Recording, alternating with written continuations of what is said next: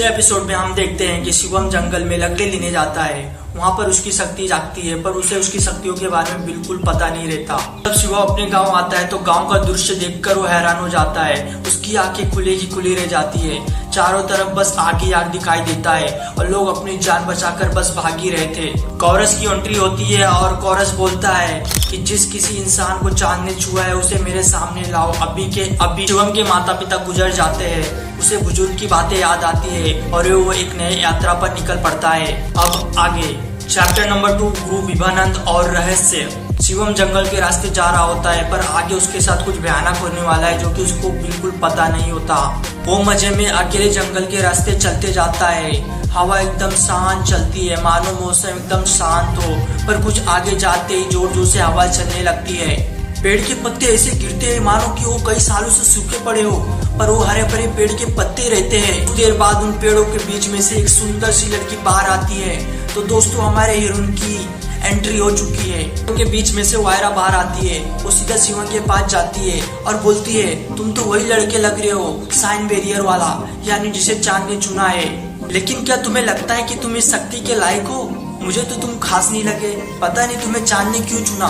शिवम बोलता है, तुम कौन हो और तुमको मेरे बारे में कैसे पता? और जो तुम ये बोल रही हो कि क्या ये शक्तियों के मैं लायक हूँ, तो मुझे इसके बारे में बिल्कुल पता नहीं। बस मेरा तो एक ही मकसद है कि मेरे माता पिता के हत्यारे का बदला लेना और मेरे गाँव वालों का बदला लेना। मैं किसी से नहीं लड़ना चाहता सिवाय मेरे दुश्मनों के, पर अगर जरूरत पड़ी तो मैं पीछे भी नहीं हटूंगा। वायरा शुभम से कहती है, अच्छा तो ये बात है, मुझसे एक मुकाबला करो। अगर तुम जीत गए तो मैं तुम्हें जाने दूंगी, पर अगर तुम हार गए तो मैं तुम्हारे साथ कुछ भी करूंगी। शिवम को लगता है कि एक कमजोर लड़की भला मुझे कैसे ही हरा पाएगी, इसे मैं तो आसानी से हरा दूंगा।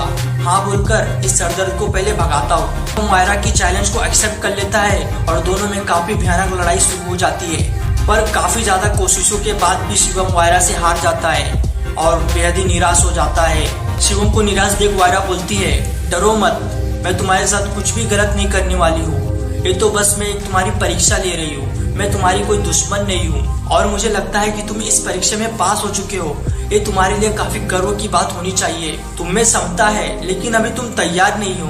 तुम्हारा इंतजार गुरु विभानंद कर रहे हैं। शिवम बोलता है, क्या बात कर रही हो? मेरा इंतजार, वो भी गुरु विभानंद? मुझे लगा था कि उन्हें काफी ढूंढने के बाद भी वो नहीं मिलेंगे। तुम्हारी बात सुनकर मुझे बेहद ही खुशी हुई। वायरा शुभम को अपनी आंखें बंद करने बोलती है और उसे बेहोश कर देती है।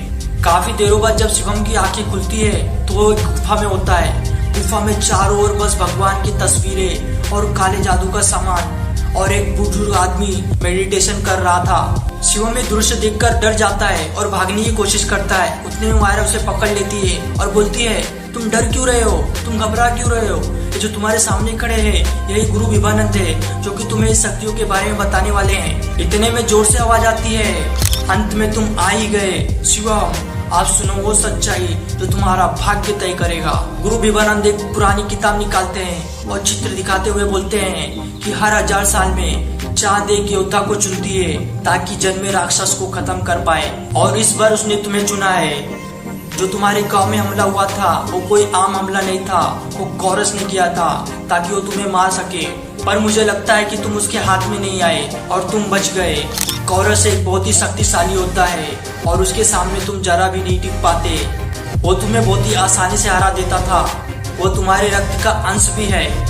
इतने में शिवम बोलता है, क्या वो मेरा पूर्वज है गुरुदेव? क्या वो मेरे पूर्वज है? गुरु विभानंद बोलते हैं, वो तुम्हें अपने आप पता चल जाएगा, पर तुम्हारे अंदर जो शक्ति जागी है उसे तुम्हें मास्टर करना होगा। लेकिन उससे पहले तुम्हें 5 तत्वों की परीक्षा देनी होगी। दोस्तों शिवम को अभी अपने अंदर जागी आग को भी काबू करना पड़ेगा और 5 तत्वों की परीक्षा भी देनी पड़ेगी। एपिसोड का कुछ ओवरव्यू। दोस्तों अगले एपिसोड में शिवम अपनी पहली परीक्षा देगा। पहली परीक्षा होगी जल लोक की देवी। देखते रहिए आग का चंद्रमा हमारे इस YouTube चैनल पर, और इस चैनल को सब्सक्राइब जरूर करना, लाइक जरूर करना, और पसंद आया तो इसे शेयर जरूर करना, और कमेंट करके जरूर बताना आपको ये सीरीज कैसी लग रही है।